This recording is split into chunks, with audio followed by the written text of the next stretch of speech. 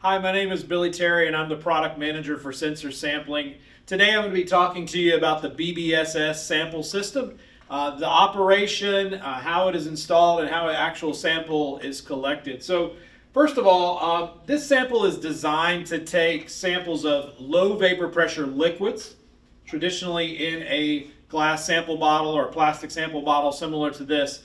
The samples are collected in this to be transported to the laboratory for safe handling. Now, the important thing to understand is that with this sample system, we are trying to not only get a good representative sample that can be taken back to the lab, but also protect the operator from coming into harm with the chemicals that they're collecting. And also, we're trying to reduce or eliminate emissions to the atmosphere, no polluting of the atmosphere when the samples are being collected. So, as the sample system is installed in a fast loop, it should be continuously circulating sample through it so that when an operator walks up, they simply bring out the bottle from the laboratory. That bottle will have what is called a cap and a septum on top of it. Putting the cap and the septum together is actually kind of a interesting thing.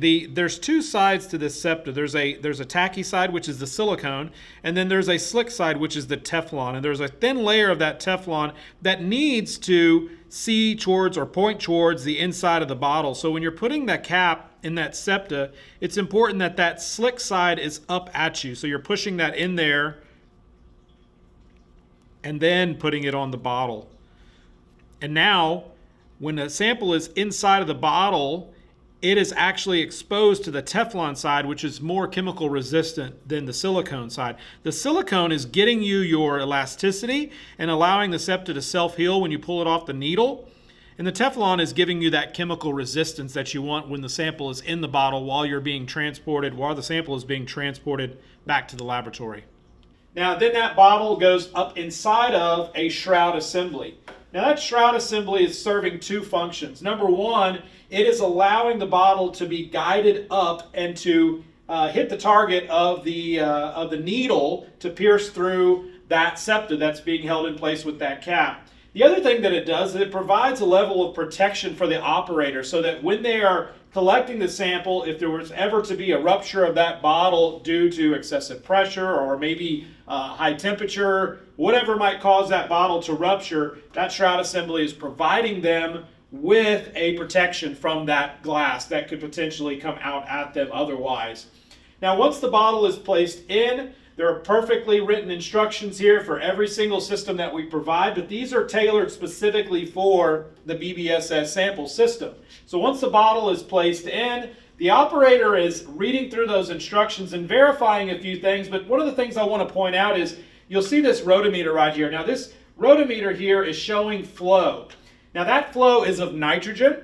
That nitrogen is going down into the sample bottle through the process needle, and then it is exiting that bottle through a vent needle. And it's a continuous circulation through there while the sample valve is closed, and it's giving positive indication that there is a clear pathway for that liquid to enter the bottle, and then any vapors that are in that bottle are getting pushed out the vent. And that is happening all the time, and that is giving them the indication. If the bottle was put in and that flow meter ball was down to 0 and not flowing, that would tell them here, do not proceed forward, because you have a potential for overpressuring that bottle because you have no way for the vapors to get out. So once the bottle is in place, we see good flow on our rotometer. At that point, the operator will simply turn the valve counterclockwise like a needle valve, and they can actually adjust the flow from a very, very small drip to a full flow, depending upon how quick they're trying to take the sample and how big of a bottle they need to fill. And then once they're done, they will shut that off. They will then be able to remove that sample bottle and get a good sample. There's no chance of any sample coming out while they're transporting, and they are protected from whatever is in there, and then any contaminants or anything in the air that might contaminate that sample are also protected because of that septum that is there. And then this bottle with the sample can be transported back to the lab safely and effectively. If there is not a nitrogen purge or a needle evacuation system installed, there is still potential for a residual amount of sample to be collected or to be vapor locked in the dispense tube or the dispense needle. And what is actually happening is that will stay in there until the next sample is taken. That can actually cross-contaminate the next sample, and it could also plug up the needle. To show this, I want to go ahead and show you what happens when I now turn the nitrogen on.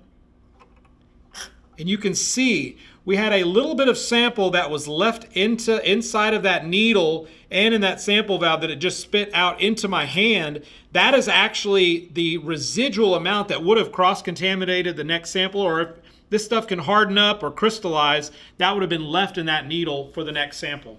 Thank you very much, and I hope you enjoyed the operation of the BBSS sample system. Thank you.